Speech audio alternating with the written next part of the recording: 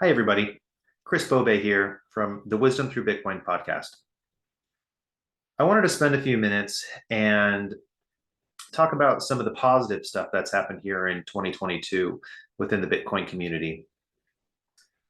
Lord knows there's been a lot of negative stuff, starting in the second quarter of this year with the Luna Terra stablecoin that blew up, which then became a contagion effect for many other platforms that ultimately didn't survive, some of them being Celsius Network, Voyager, BlockFi, and most recently, FTX.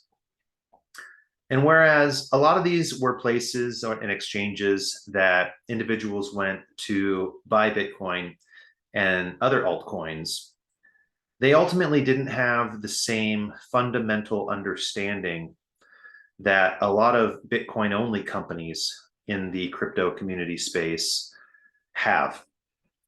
And some of those values happen to be self sovereignty, first principles, and the freedom of self custody, which ultimately is the biggest point I'd like to talk about.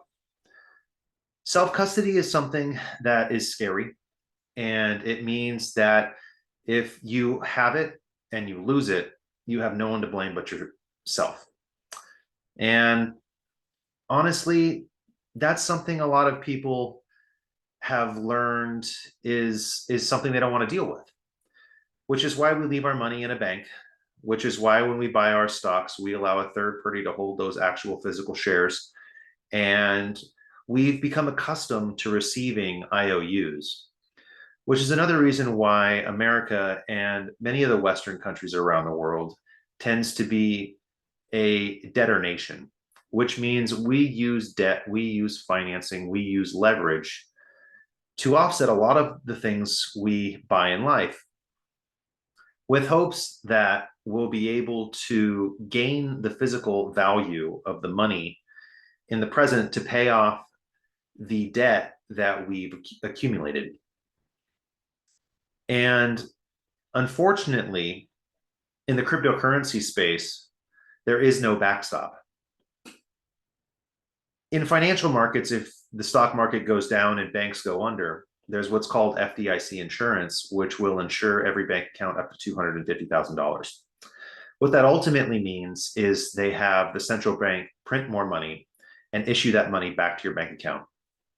In Bitcoin, there is no central bank.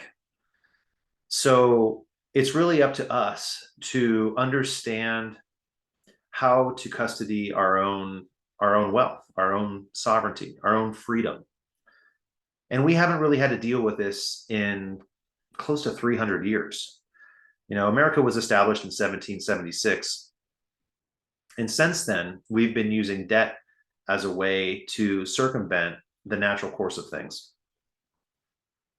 So, what I'd like to talk about is some of the positive businesses in Bitcoin and some of the educational things that they're doing to help all of us learn more about money, more about self sovereignty, more about living an ethical code that we will feel comfortable with passing on to our children and our children's children. And some of those companies within the Bitcoin community that are doing this are Coinbits, Swan Bitcoin, Strike, Foldcard, and there are many others that are also teaching this stuff.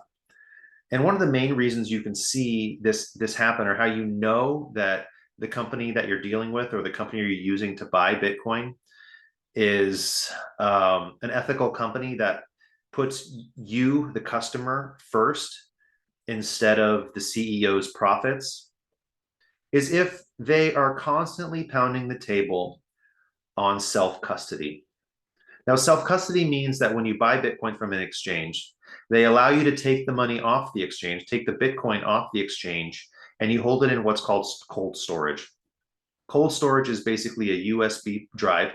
It can be a Trezor, it can be a Ledger, it can be a Coldcard, or there are a couple other options that allow you to hold your Bitcoin offline and off exchanges.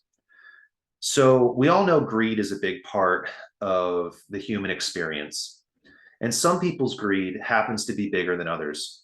And sometimes that greed is like an umbrella that not only affects their own personal wealth, but also affects the people's wealth around them. We call that, OPM, other people's money.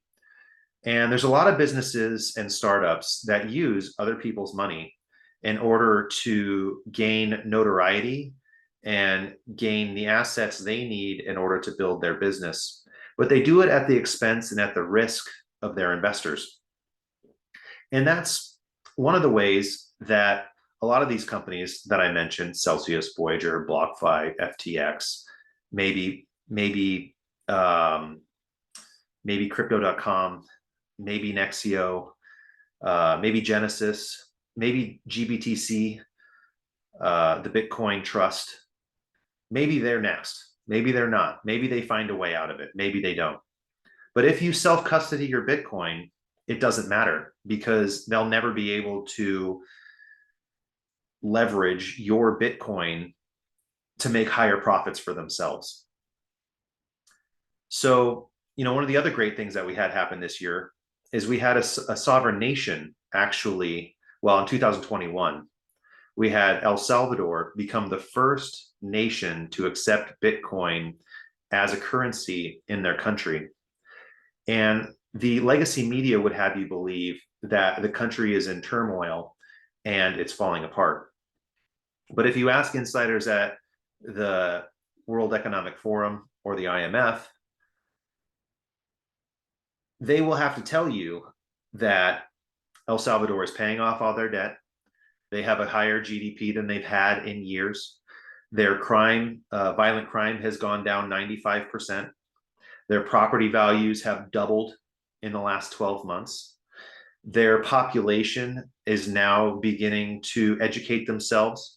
And the people who have moved away from El Salvador are now moving back to El Salvador because they're starting to see the economic recovery that they always hoped would happen there, starting to happen there. And Bitcoin is a large part of that. Now, the leadership of the country is also a large part of that. But their acceptance of Bitcoin and the ability for foreigners to come into their country and to be able to exchange for goods and services of Bitcoin and allowing the people there to be able to hold a savings account on their cell phone is something unheard of to them. Much of the population up until 16 months ago was actually unbanked. And so now they're able to think about the future in a way they haven't been able to do before, which in most part is because of their leadership, but it's bolstered by the fact that they're using Bitcoin as a vehicle for this expansion of wealth within their country, excuse me. I hope that when you listen to my interviews with people on the podcast, that you think about this as they're answering their questions, because at some point, none of us were Bitcoiners. And then at some point, we all became extremely passionate about Bitcoin. In mathematics, it's called going from 0 to 1. And it's the hardest thing for any technology to overcome, is the lack of no value into great value. And that's what Bitcoin is accomplishing. So I just wanted to leave you with those happy thoughts and happy memories of 2022 within the Bitcoin community, and know that it is thriving, it is growing. These Bitcoin winters are fantastic to burn out all of the bad companies that are fleecing the people of their savings, only leaving the great companies that are helping people become more self-sovereign and grow their wealth. So enjoy your holiday, enjoy the rest of the year. I know I'll be doing it, and I hope you listen in to the many interviews I have set up for the weeks to come, and have a good night.